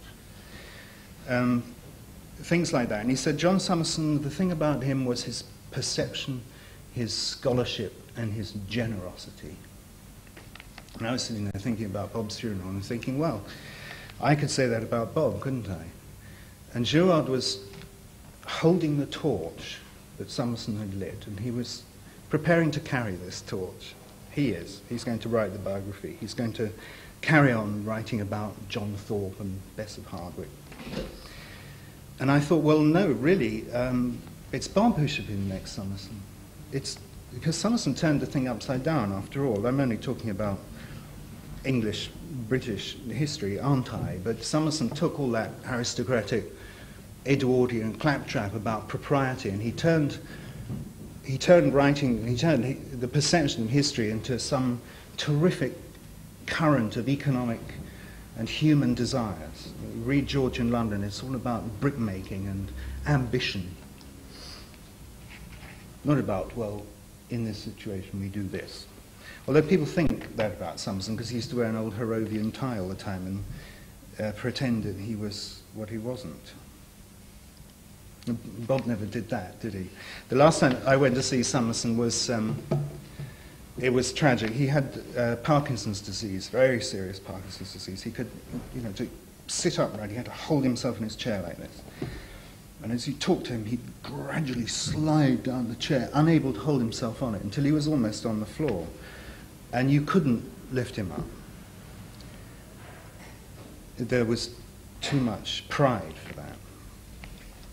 And there was something in my book about being an atheist. I was saying that evolution was, if you thought of evolution as a theory of form and not as a theory of origin, then you didn't need God.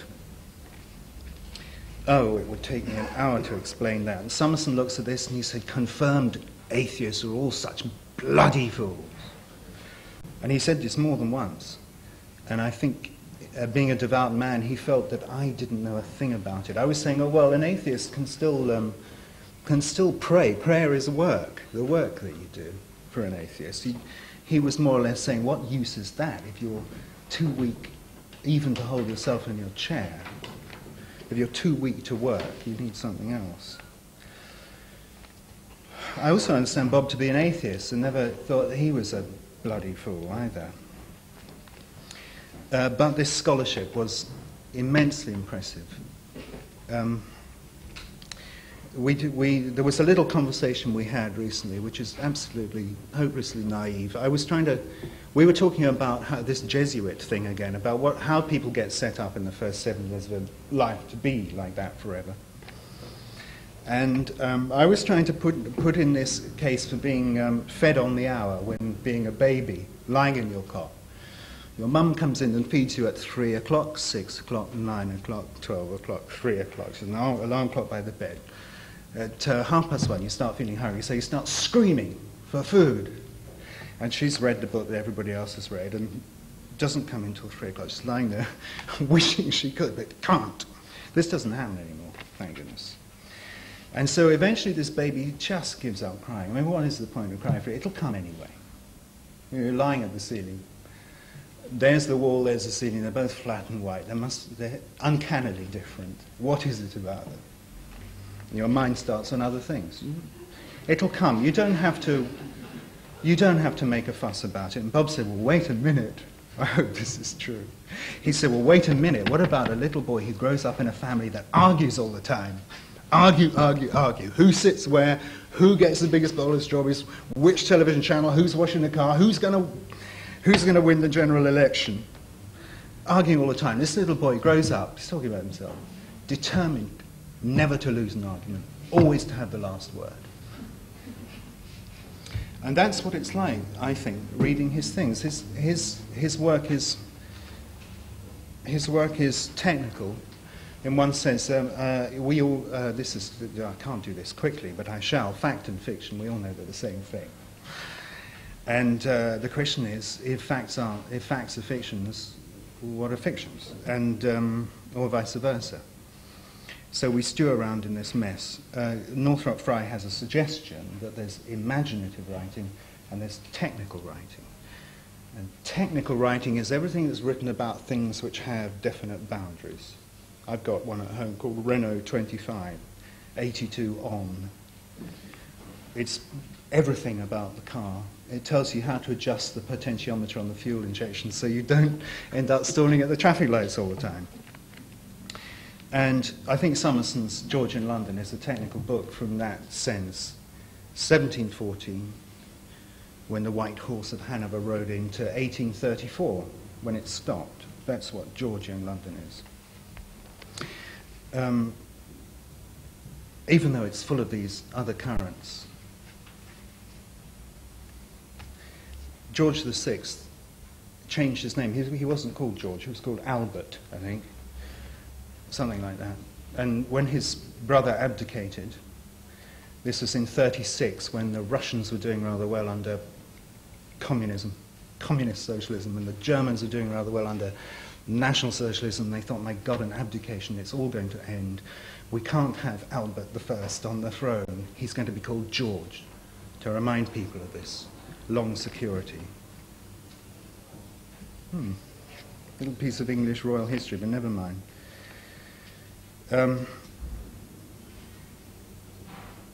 Still bounded by technical writing. I'm making a play of this because my thing is fictional, which is imaginative, although it's about architecture. And then I had Bob's manuscript to read for a couple of days. Now, it's technical because he's writing about one thing, and he's writing about it not about the whole boundary, though. He writes about personal perceptions taken from round this boundary. Personal perceptions of the most plain kind. Fierro's figures look wooden, so Bob says, well, they do, but then so do people if you look at them closely. It's uncanny, isn't it? And proceeds to explain how this is an unimpeachable case. He argues it until nobody can get a chink in there and disagree with him about this single personal perception. It's phenomenal work because while we all mess about trying to decide what's fact and what fiction, Bob is taking subjective opinion, was taking subjective opinion and turning it into something hard-edged, as useful as objective fact. It's as though he was building this bridge for us to get to the other side of this thing. The bridge is blown up. I want to know who else is going to do it. It's not going to be Jouard.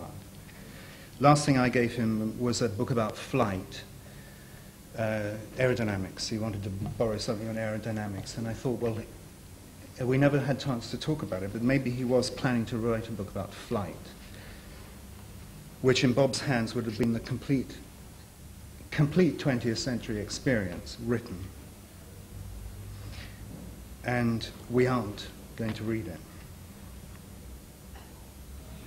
So, that's it.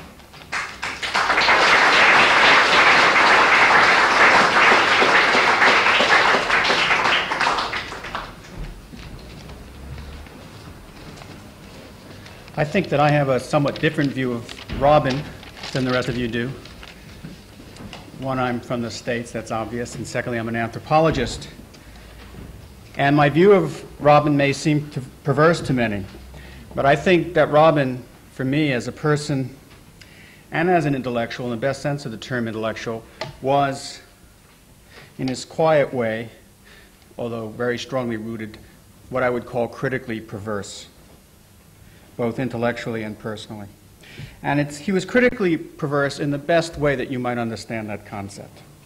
I think in the current state of academia, in the current state of our institutions, it's perverse to be as supportive and generous as Robin was.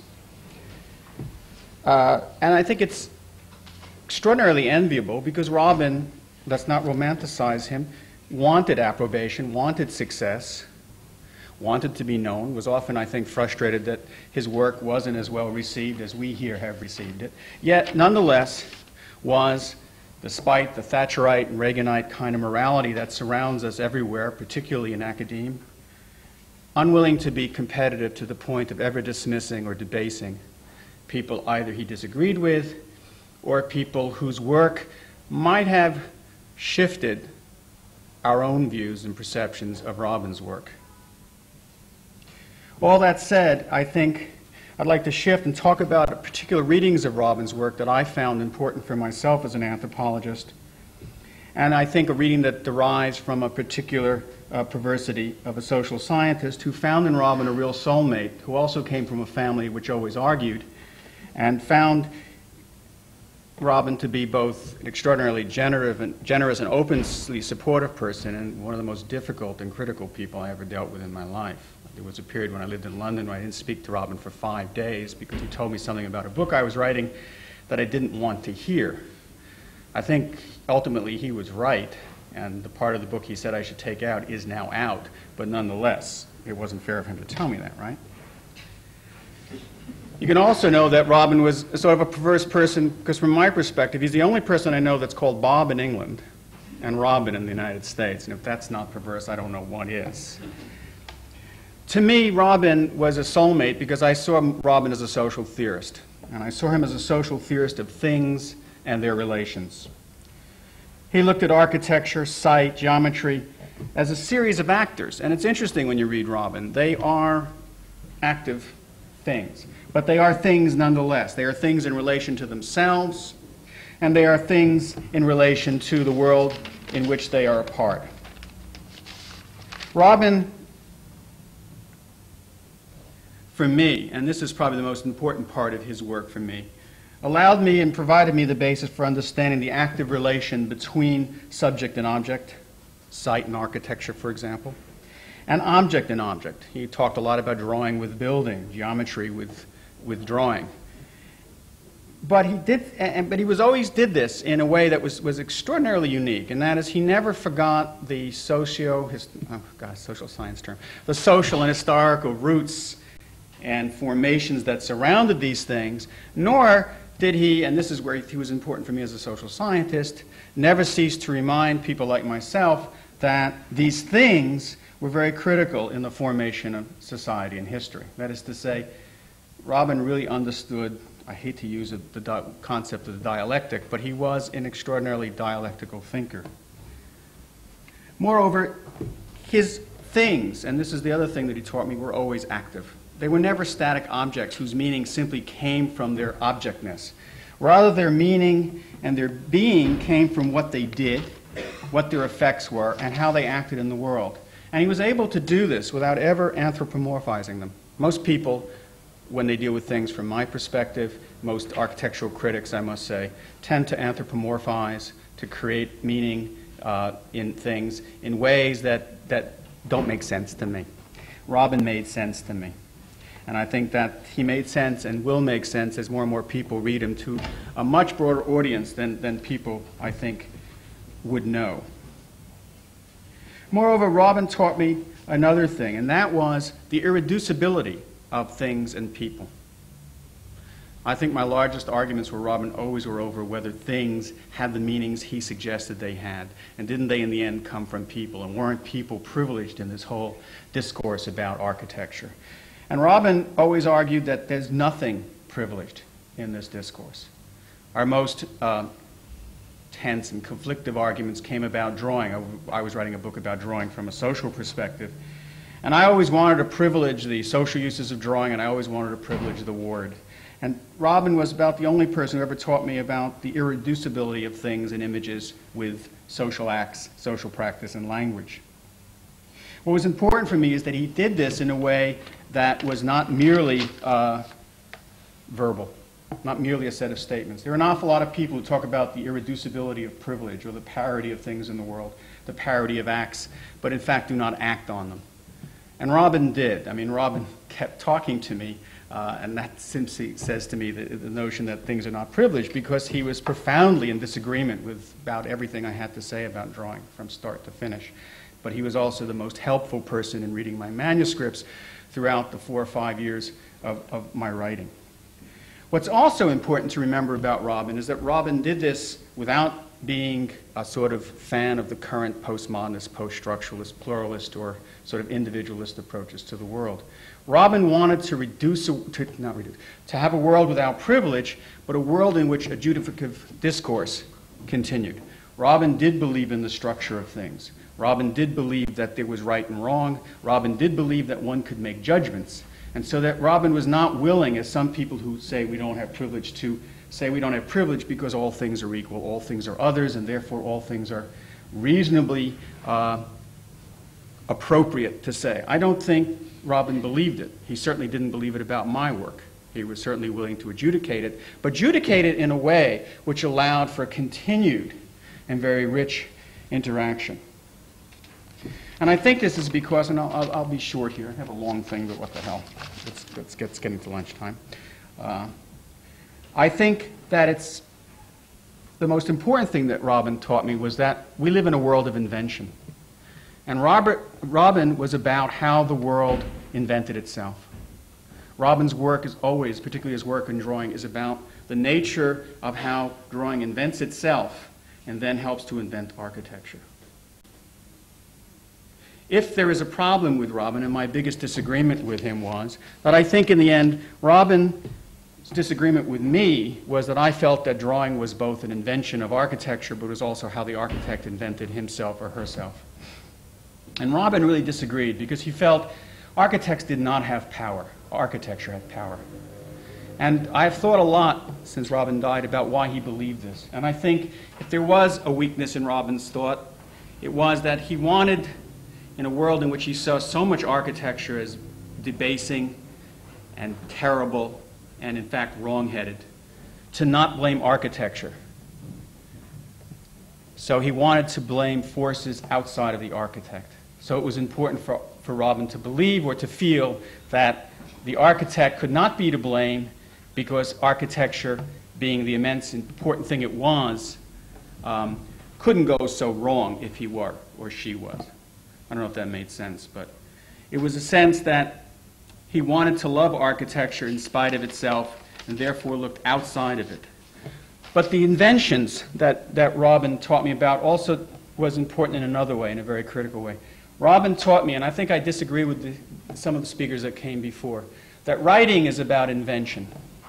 Robin once said to me that he wished he was a little bit more Jewish, like I was. He wished he could make more of a case in his writing. He wished he could be more lawyer-like. My writing tends to be inexorably lawyer-like. If I don't make the case once, I make it 20 times. But Robin taught me that rather than doing things that way, it's far more effective in the world to allow a reader to see a certain degree of understatement, to allow the reader to find themselves in dialogue, to find themselves in an equal position and not in relation to a privileged author.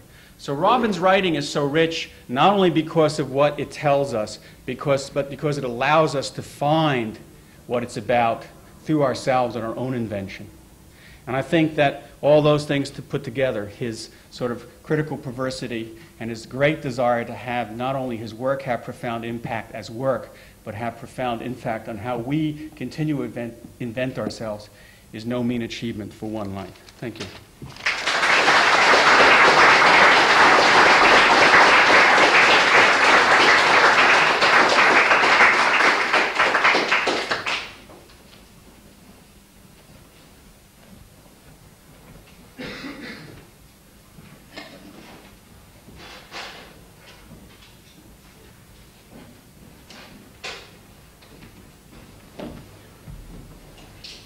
Right, well, this talk's going to be slightly different because I'm an after-lunch person. I know you haven't had lunch yet, but please try and imagine you all had a drink. I've come forward into the morning because of people dropping out at short notice. And so this is slightly tangential to what's gone before. I was a neighbour of Bob's as well as I work for the Royal Commission on Historical Monuments. I'm not in architectural education. But I was also a neighbour, so interested in Paul's recollection of trying to get to Bob's house. Because what happened, I think, was the prostitutes came to Finsbury Park, they put up the barriers, then they went away again back to King's Cross. So the whole thing worked beautifully, and King's Cross hasn't come up with another answer yet. We've still got the barriers. We've still got the barriers. Anyway, we intersected architecturally with Amesbury Abbey particularly, so that's what I'm going to talk to you about. Particularly memorable day. In 1978, Bob published his essay on one of tremendous importance for all concerned with the development of the house plan and the social and architectural restraints and so on, which conditioned its form. And by looking at plan types and the representation of domestic space, he was able to arrive at a very momentous, rather chastening, but ultimately optimistic conclusion in Figures, Doors and Passages, which is nothing short of being a gauntlet for all concerned. I'll read it to you. The cumulative effect of architecture during the last 2 centuries has been like that of a general lobotomy performed on society at large, obliterating vast areas of social experience. It's employed more and more as a preventive measure, an agency for peace, security and segregation, which by its very nature limits the horizon of experience by reducing noise transmission, differentiating movement patterns, suppressing smells, cutting down the accumulation of dirt, impeding the spread of disease, veiling embarrassment, closeting indecency, and abolishing the unnecessary, incidentally reducing daily life to a private shadow play. But on the other side of this definition, there's surely another kind of architecture that would seek to give full play to the things that have been so carefully masked by its antitype. An architecture arising out of the deep fascination that draws people towards one another, towards others. An architecture that recognizes passion, carnality, and sociality. The matrix of connected rooms might well be an integral feature of such buildings. Now, it's in this context that Amesbury Abbey, 17th century house by John Webb, is of particular importance, since it's the preeminent English example of the house which balances the different types of circulation, the principal ones, the central corridor and the matrix of interconnected rooms. Its plans informed not by Italian precedent, which is the usually cited source for the 17th century in England, but by a desire for spatial separation, a desire for convenience, for a design which would enable the occupants to avoid what they called at that time fraction and indecorum, designs that facilitated service but shielded those receiving the service from those who provided it.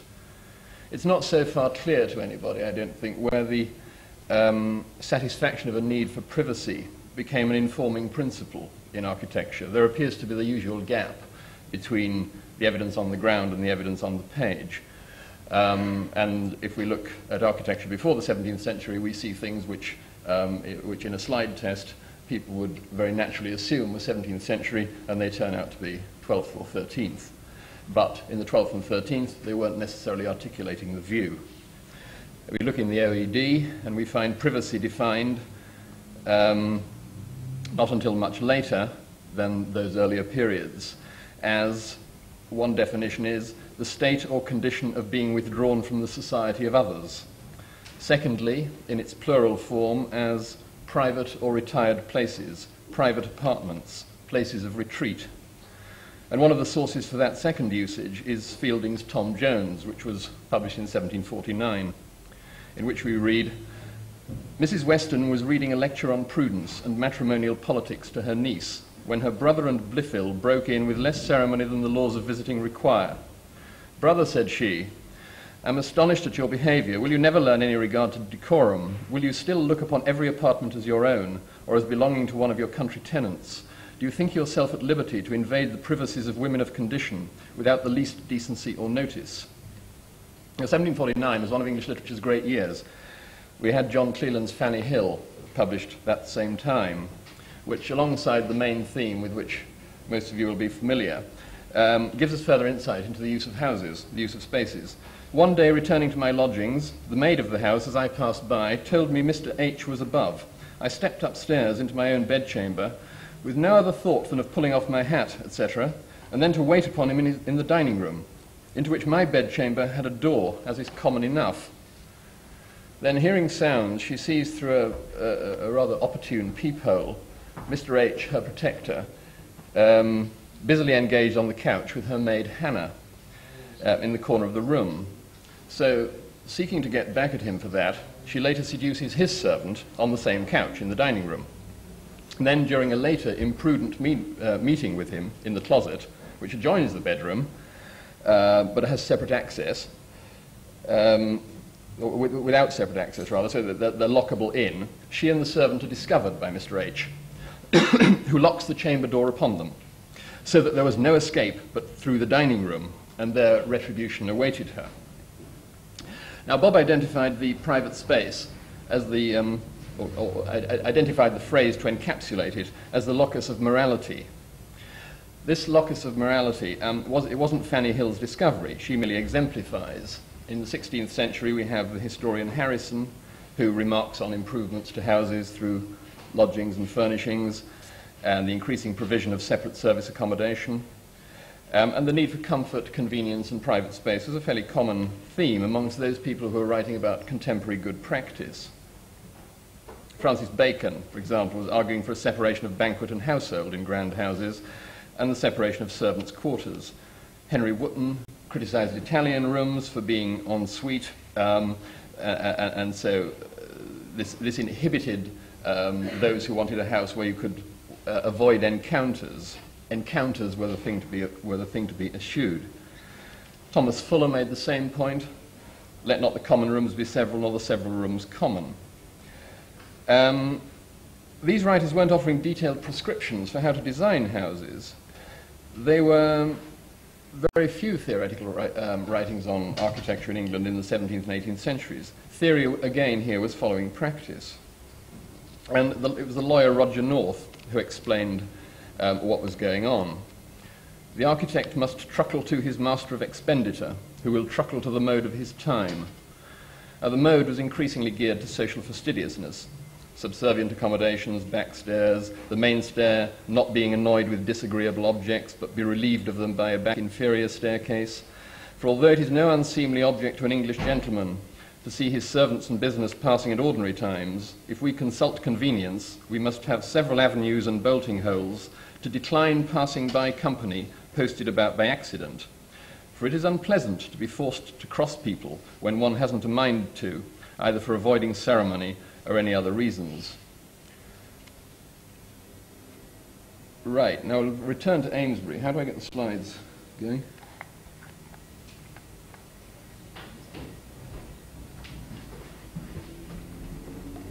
That one. And then the other one for back. And that one for back. Right, okay. Right, that's Amesbury, a house that was much praised in the 18th century.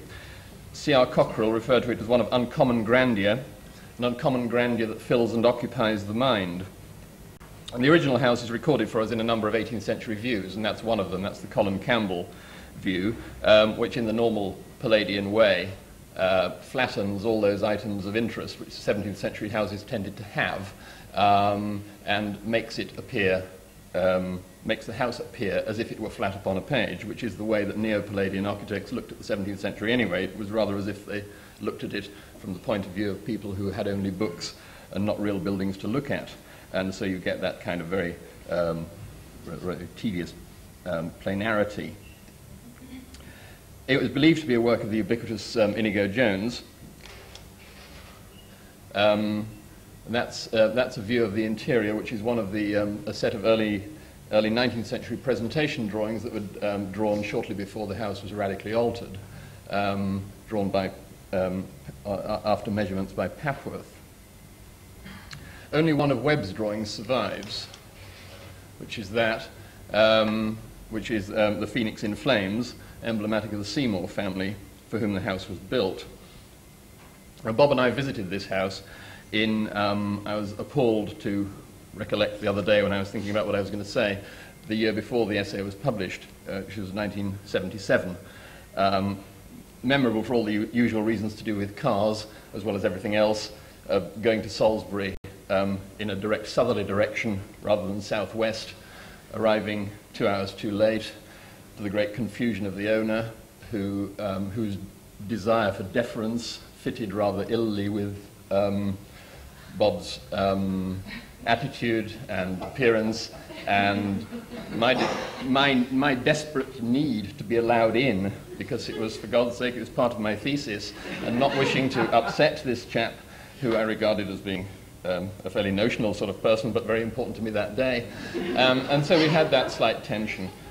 But then we were able to wander around quite a lot of the house and work out a tremendous amount of its history, which was a tremendously exciting thing to do. It always is, taking houses to bits. And then coming home and my conversation being so sparkling that Bob fell asleep about halfway back. We were going the right way this time, but I lost anything but third gear coming into London, just sort of southwest of Richmond, and by extraordinary skill managed to get the car in third gear as far as Brompton Road before it stalled, at which point I woke him up and we abandoned the car and came home. It was a wonderful experience. It's illuminated Amesbury for me ever since. I have been back, but it's never been quite so much fun. Anyway, to go back to the house, it was designed for William Seymour shortly before 1660, who was Marquess of Hertford and restored to the Dukedom of Somerset later in 1660. And it was John Webb's best house.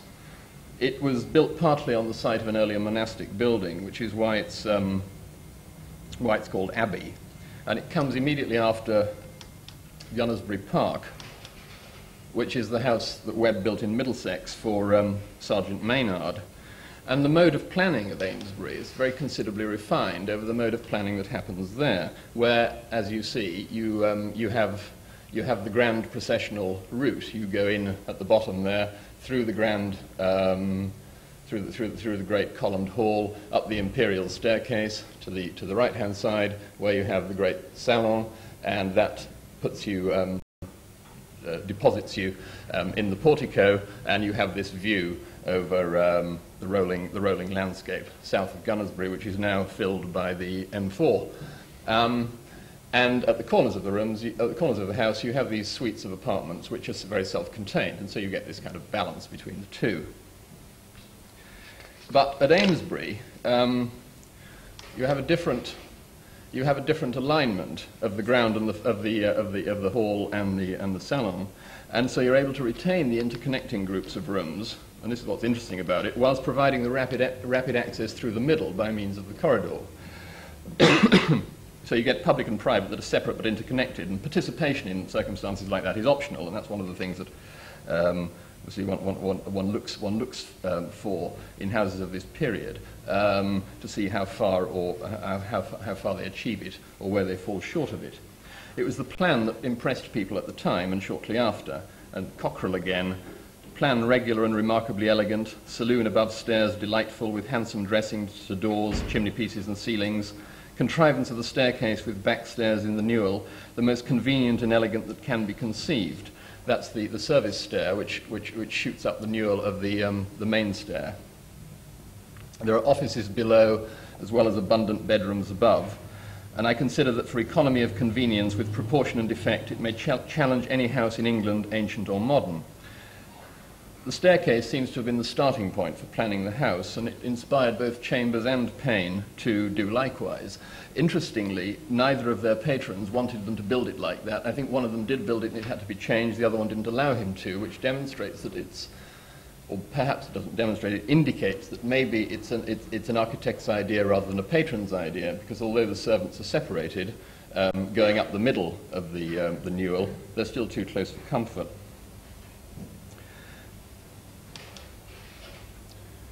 And that's cutaway showing the internal arrangements.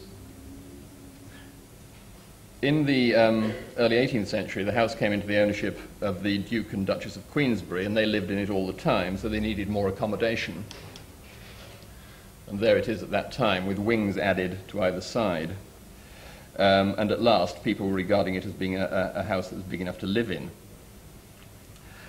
But a new owner, in the early 19th century, again found it inadequate, and invited a local architect of no distinction whatsoever, John Harris Fluke, a rather appropriate name given subsequent history, an architect of no great distinction, in 1831 to submit plans, which gives you some idea of how ideas of how houses ought to be used, the kind of accommodation that people required, had changed in that period. You start off with this fairly neat, balanced arrangement. You extend it in the 18th century, very simplistically speaking, and then in the 19th century you get this extraordinary accretion, shortly before the Victorian period, in fact, but in fact essentially a Victorian country house, which has been described as, the essence of Victorian planning was segregation and specialisation. Each group allotted a separate territory, each territory except the nurseries subdivided into a male and female side, each room designed to fit a single precise function. And so you have Flukes providing these service wings to the north, around two sides of a walled courtyard. And you also have the construction of corridors barreling right through the middle of the house, dividing up these later or the earlier 18th century rooms, and this corridor doing great violence to what was original, and particularly on the ground floor, or particularly on the other floor, this is the case. Now, it appears that these weren't carried out. But 2 or 3 years later, Thomas Hopper rebuilt the house like that, which again says a lot about expectations and desires. And it's his house, now a nursing home, which we see today. The owner that Bob and I saw moved on, and it's been taken over. And if you can focus that I think is a photograph of Bob. It's the left-hand side there in the white trousers. I had this recollection of his getting in the way in one of the photographs I'd taken, and it sort of refers back to what somebody was saying about the AA slide library, that, you know, and that the Royal Commission too, we are very keen on, or have been in the past, excluding all humanity, excluding cars, excluding people, and just having the purity of the form. So naturally I was very irritated when he got in the way, but now I'm very pleased that he did, because that's the only photograph I've got. I had this recollection of having done this, but it was too small to see at home when I kind of held it up to the light. So I'm very relieved that, in fact, that is definitely the subject. Anyway, so you can see that you get this very rhetorical kind of house, with Hopper having removed Webb's portico, but retained the lower stories of the original south front. And that's a comparison of the two houses side by side, the earlier and the later. And the two stories of the Webb house are retained. There's some returning walls in the cellar are also still there. But the scale, obviously, is completely different. The height and the depth are increased. The main stair is now this absolutely massively arcaded structure, top-lit. And that was altered subsequently by Detmar Blow. There was originally a hanging staircase in that space going from ground to first floor, but then Detmar Blow substituted the straight flight with one break in the centre, one landing in the centre, from ground to first floor. And the service stair, again demonstrating how things had moved on in the 2 centuries, is now positioned on the other side of a rather thick wall, well out of way of the main stair. And Webb's rather modest saloon at the front of the house has become this enormous room. Well, it was an enormous room, but now it's been subdivided. The service range is at the rear, 3 stories high, provided for access to the main body of the house at ground level only. And then subsequently, those doors there, between the halfway down the slide, those doors were cut through when the house was subdivided. We have a very large first floor room at the top corner, which is completely self-contained.